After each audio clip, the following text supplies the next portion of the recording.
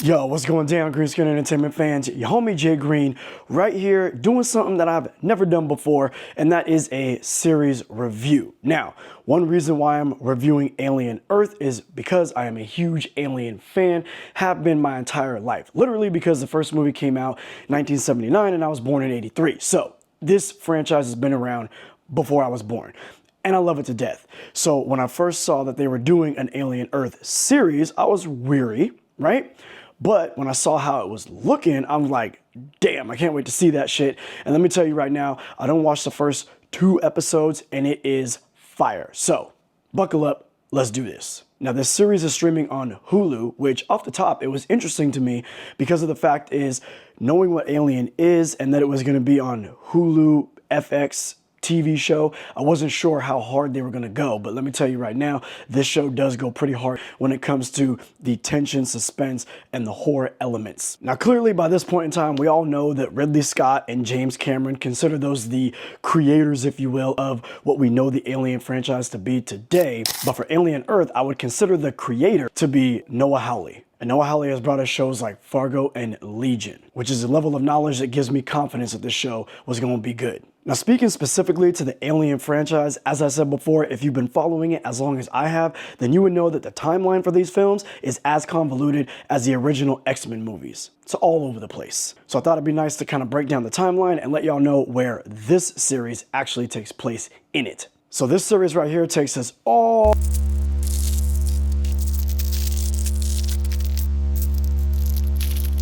the way back to 2120. We're talking about 2 years prior to the events that jumped off in the original Alien film that came out back in 1979, which took place in 2122, which was 22 years prior to Alien Romulus's 2142 timeline. A whole 37 years before the events of 1986's Aliens by James Cameron, which was sitting around 2179 in the timeline, and that was 261 years before Alien Resurrection, which was jumping off in 2381.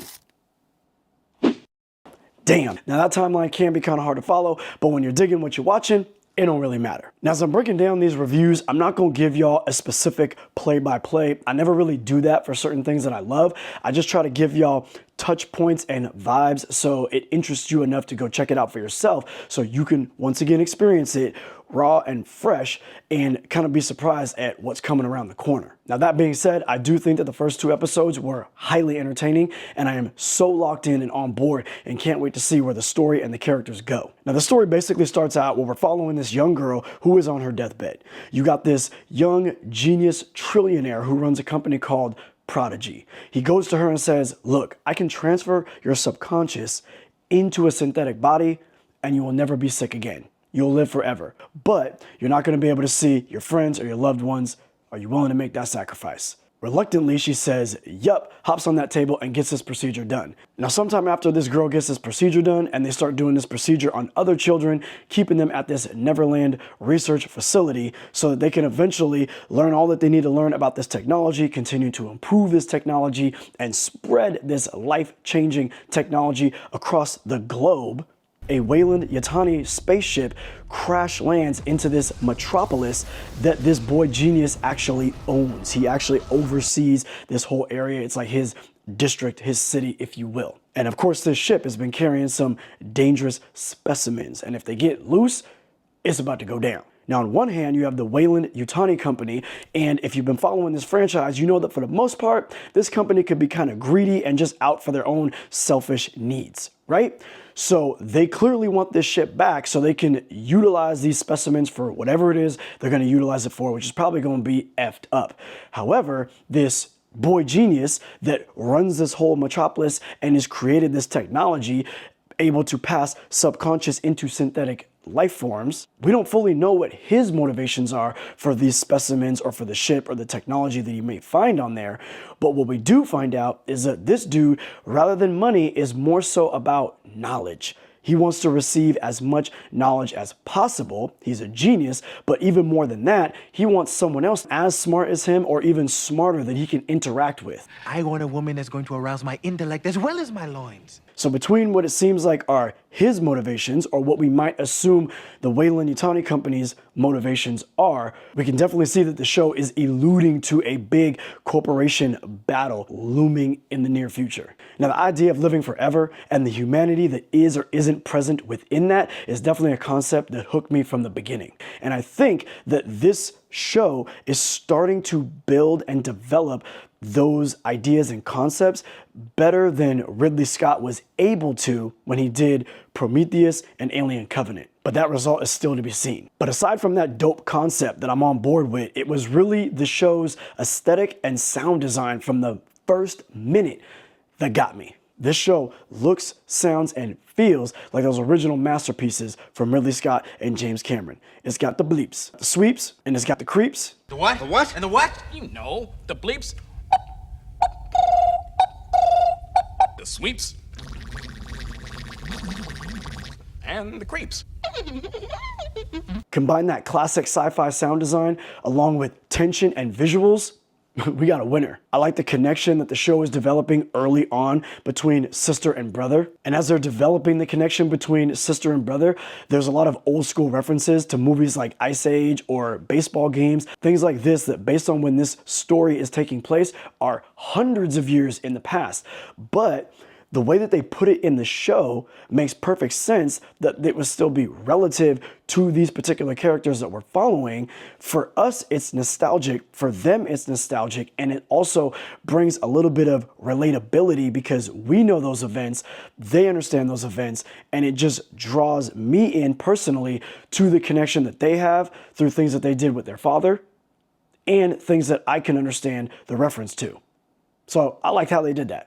I like the research facility being called Neverland, considering the fact that they can only utilize children at this time. And when they put them into their synthetic bodies, they don't age. So they're forever children stuck on this island, but they have amazing abilities at the same time. Nice little connection there. Like I said, the tension and the horror is definitely in this show. There are some scenes where you see something off in the background, shadow swag, no music, but you know it's coming. So you're kind of creeped out until it jumps off. And what I do love about this iteration into the Alien franchise is that these aliens are not playing around. They are super threatening. And when I say aliens, I don't mean multiple xenomorphs. We've only really seen one xenomorph.